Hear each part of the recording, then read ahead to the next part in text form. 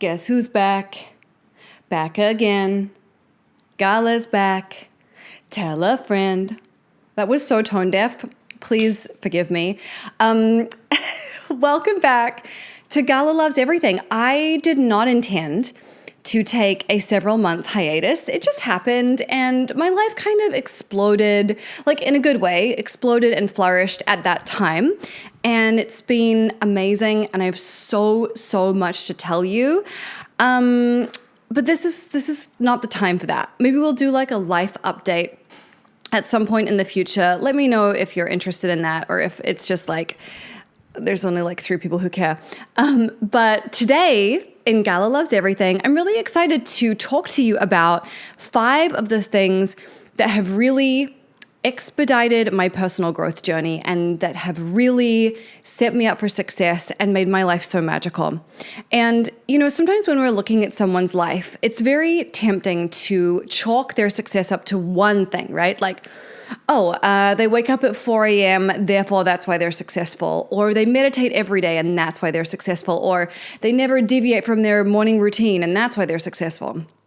But what I've discovered over the years is it's really more about what are the ingredients in the recipe of their life, right? Like what is the soup made of? Because it's never just one thing. As much as marketing may tell us it's one thing, my experience is that it is usually a mixture of things. And when I thought about what's really helped me, especially in like the last year, a few things really became clear to me. So we're going to talk through those 5 things right now. And I'm also going to give you ideas for how you can replicate those in your own life if you want to, if it sounds good to you. So the first thing on my list of things that have exploded my growth is hypnosis. And I've been doing hypnosis casually for a very long time. I was once upon a time at a speaker's retreat in New Mexico. This must have been, I want to say 2015, but maybe earlier. And when I was there, I met this woman called Grace Smith, who has since become a dear friend of mine. She's a very magical Pisces mermaid, and I just adore her.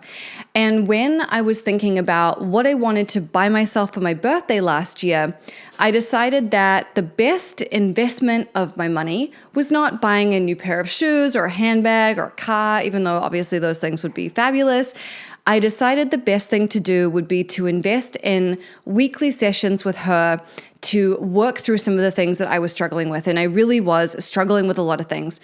If I think about, my 39th birthday around this time last year, I really was having such a hard time. And even though I'm all smiles on the internet, I was really struggling with some stuff. And something that is really apparent to me is that we really do need to ask for help, and that no matter how well versed you are in self-development, personal growth, etc., there is so much value in having a second set of eyes and a second brain on the things that are hard for you.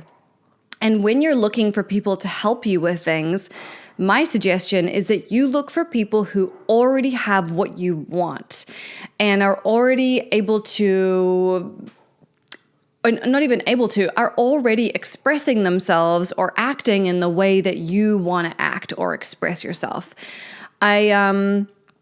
I really believe that that's so important. And Grace, to me, was somebody who was very in touch with her emotions, very comfortable expressing them, but at the same time has, a loving marriage and children and a rock solid business. And I thought, I want to learn. For me, it was about getting in touch with my emotions and feeling my feelings and all of those things. And I wanted to learn from somebody that was able to do those things, but also was playing a game similar to mine where it's like, yes, she's in business, she's doing big things. And I wanted someone who was able to hold those 2 things simultaneously. So anyway, long story short, she and I have been working together for a year now. We're almost at the end of our year's sessions. Boo. And it has been so incredible. And when I look at my life last year before I started compared to now, and I think about the results I've gotten and where I am in my life right now, I would have happily paid that amount of money to get this result.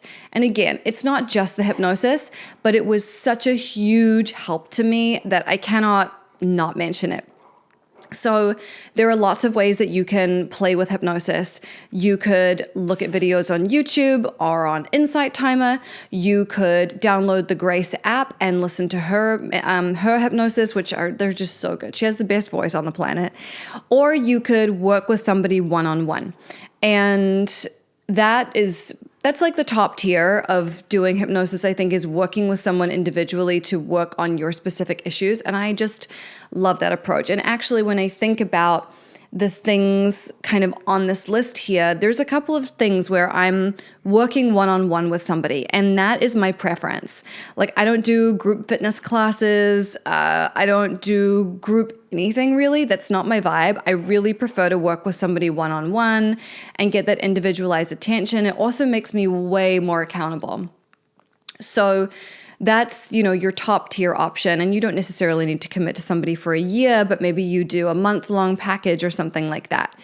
And I really think that when I think about why this hypnosis has worked so well for me, it's because I was consistent with it. We were meeting every single week to work through things. And it's the consistency and the commitment that makes the difference.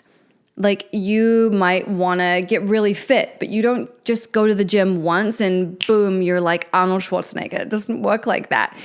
Anything that's worth doing is something you're going to have to do over and over and over again. And it's one of the reasons why I say that, motivation is really not the most important tool in your arsenal. Your most important tool is discipline and being able to make yourself do the things you don't feel like doing right now.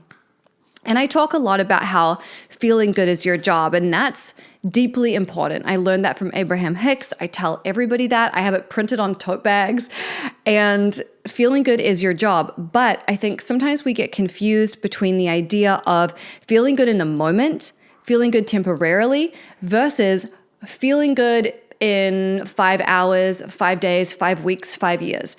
So really, as much as we can get those quick, pleasurable hits, and those are fun, and there's nothing wrong with that, I think we want to be diverting most of our energy and most of our attention to the things that are going to make us feel good over time.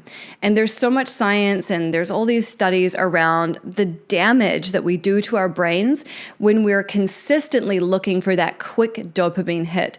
I read a book about it. I wish I could remember the name of it, but it is damaging to just be seeking those quick dopamine hits. And, scrolling Instagram is an example of that. When we don't have to put forth any effort to get a dopamine hit, it really does damage our brain, and it kills off our pleasure receptors. It's pretty crazy. So anyway, I think that choosing to do the thing that is not necessarily the most fun thing right now, but that is going to pay off later, is a very important skill to acquire and practice. And let me tell you, I didn't always want to be in a hypnosis session every Wednesday morning. Sometimes I was like, I just want to write, or I want to walk around the marina, or I want to XYZ, blah, blah, blah. We don't always feel like digging into our subconscious mind. But the fact that I did it consistently, and the fact that I was willing to look at the stuff that was ugly or challenging or scary, is what has contributed to the growth that I've experienced over the last year.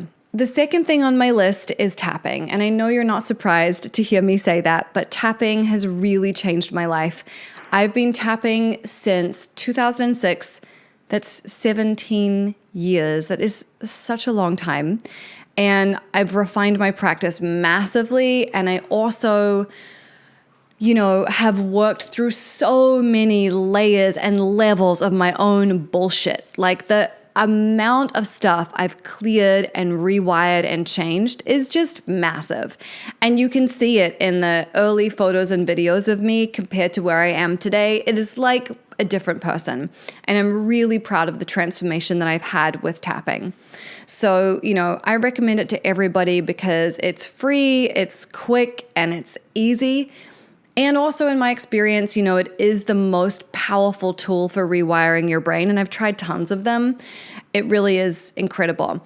And again, just like with hypnosis, I really recommend that you consider working one-on-one with somebody, because as much as it's great to tap with a group like we do in High Vibe Honey every Sunday. And by the way, if you have never joined us for High Vibe Honey, or you were once a member and you've like fallen off, it's never too late to come back. We'd love to have you. The link is highvibehoney.com.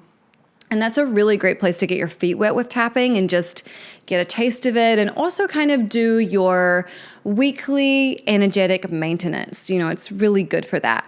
But I definitely recommend, if there's specific things you're wanting to work through, that you do work one-on-one with a practitioner. And in Gala Darling Method, I've trained, hundreds of people at this point who are incredible at tapping one-to-one.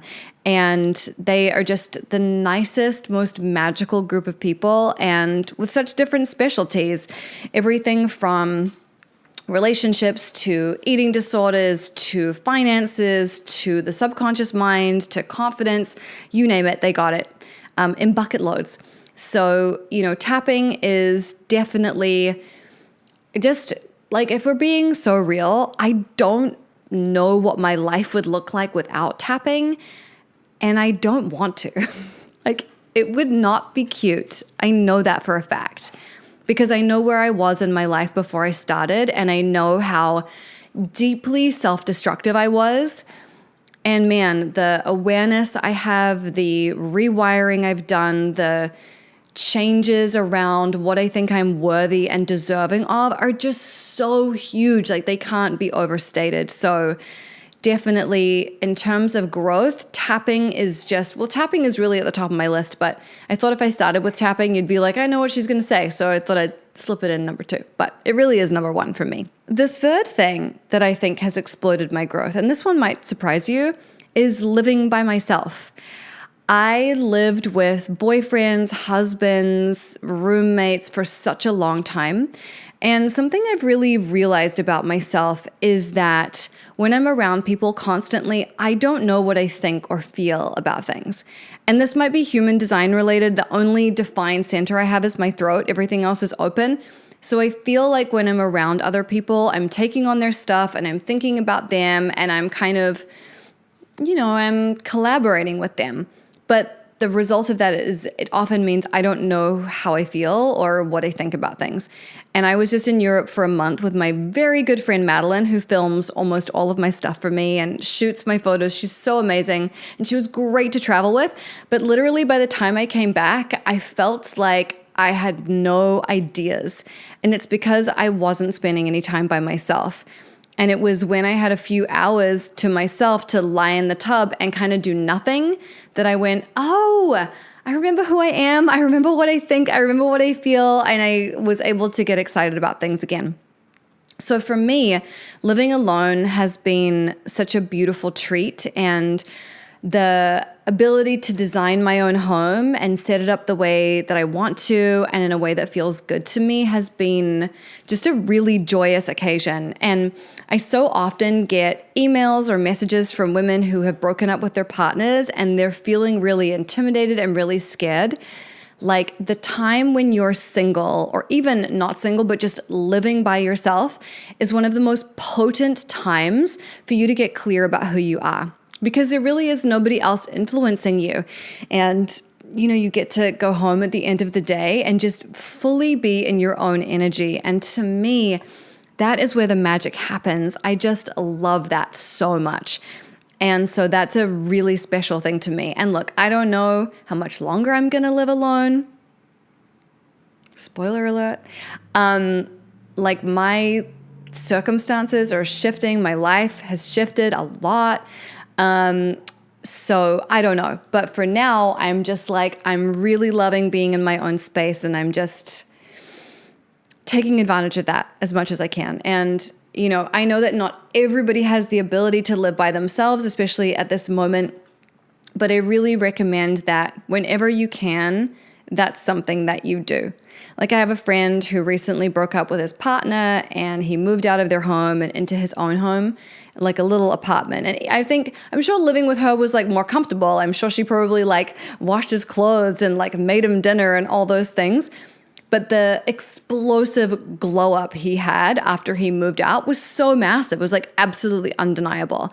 And, being by yourself gives you such an opportunity to get clear about who you are and what you want and do all the fun things that you want to do on your own time. So living by myself has been incredible. And I've been living by myself since 2018.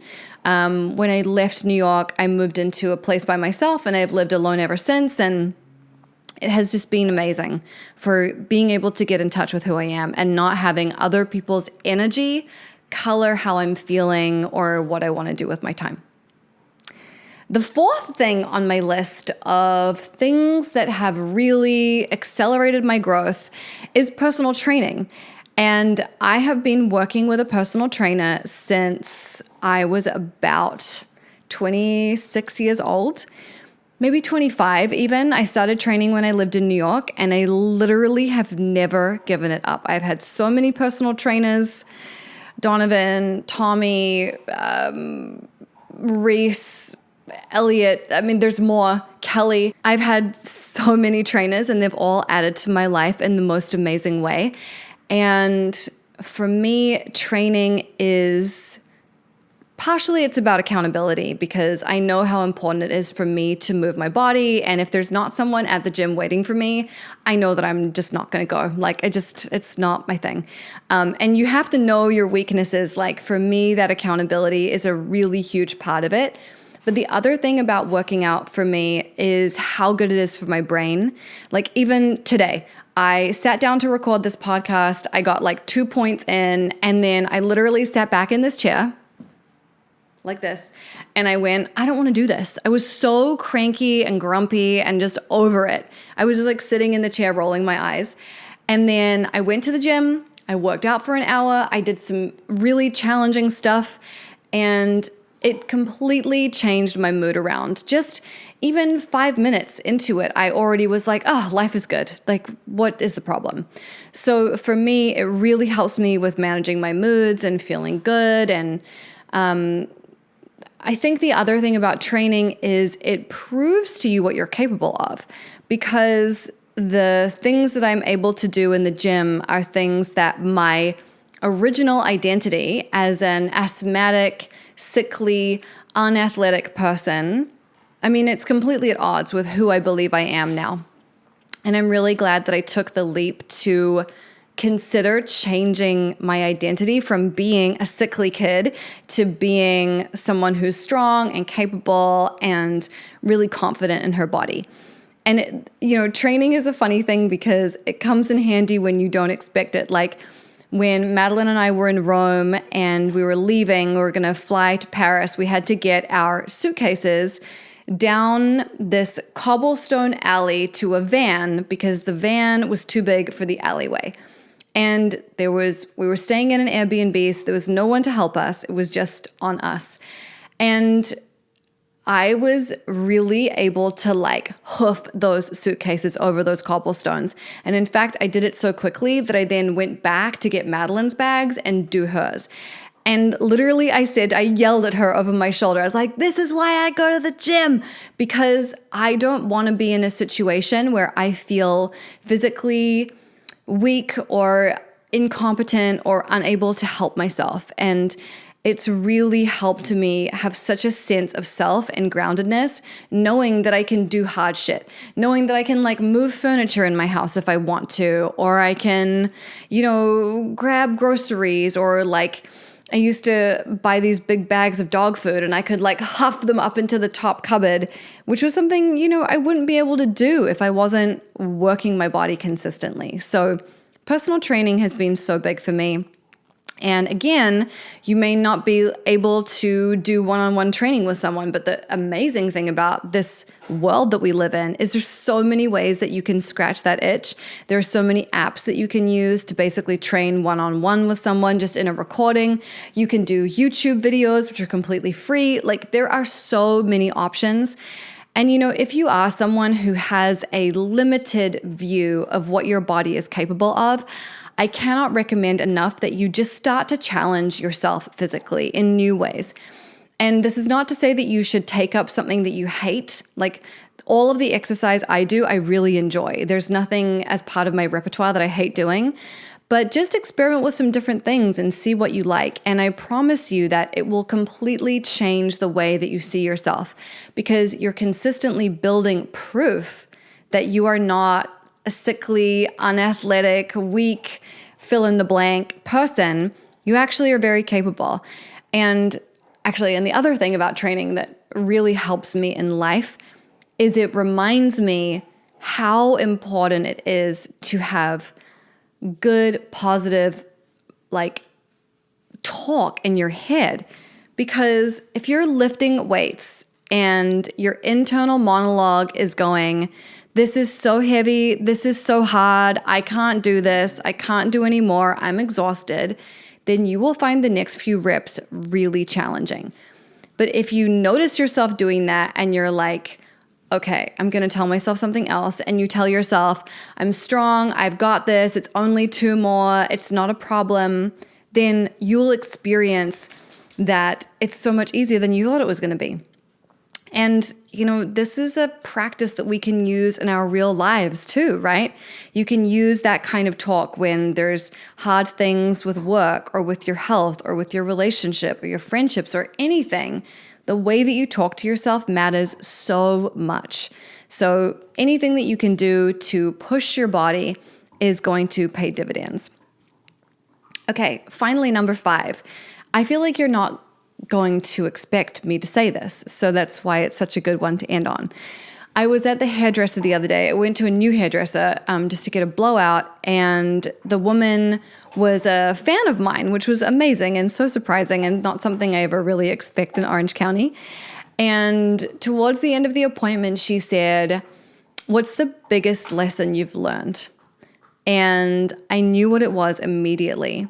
And it was that if you've cultivated the right people around you, then expressing vulnerability to them will only deepen your relationship with them.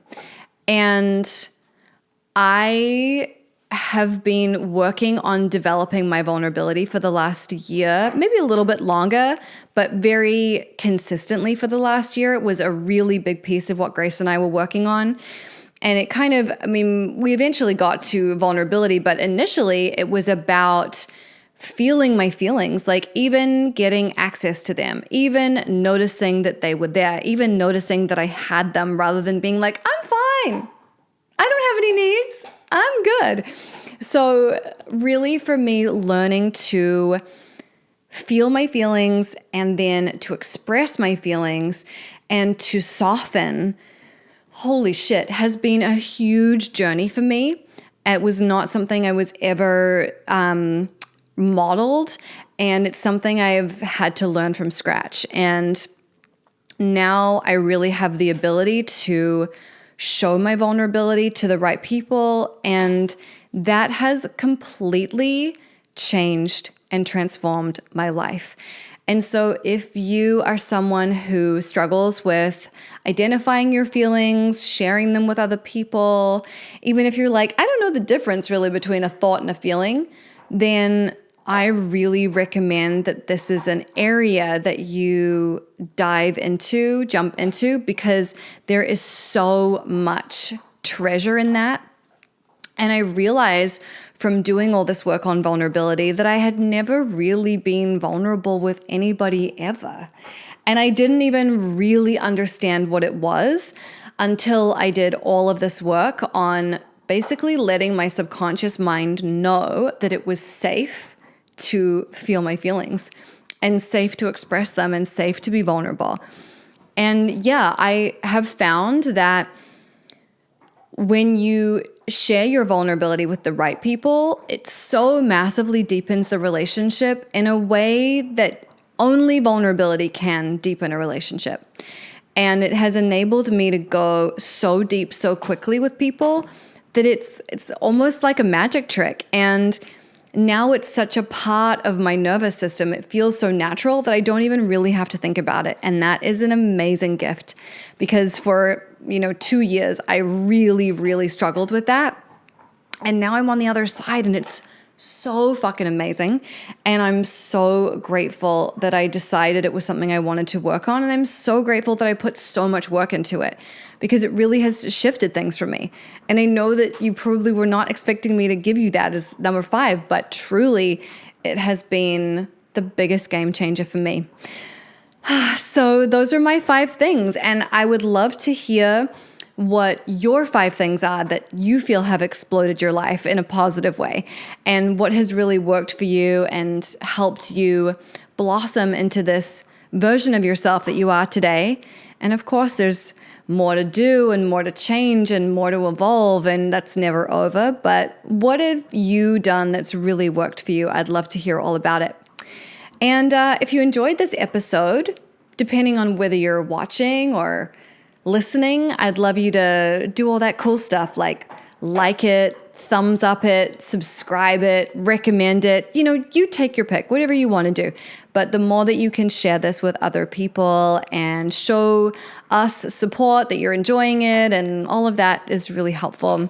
And, it would be nice to get a little bit of feedback on this, considering I'm finally back after several months. So thank you so much for being here. Thank you for bearing with me as I was gallivanting. I promise that when I give you my update, you'll be like, got it, worth it. It really was worth it. But there you go. That is our episode. I love you so much, and I will see you next time. Bye.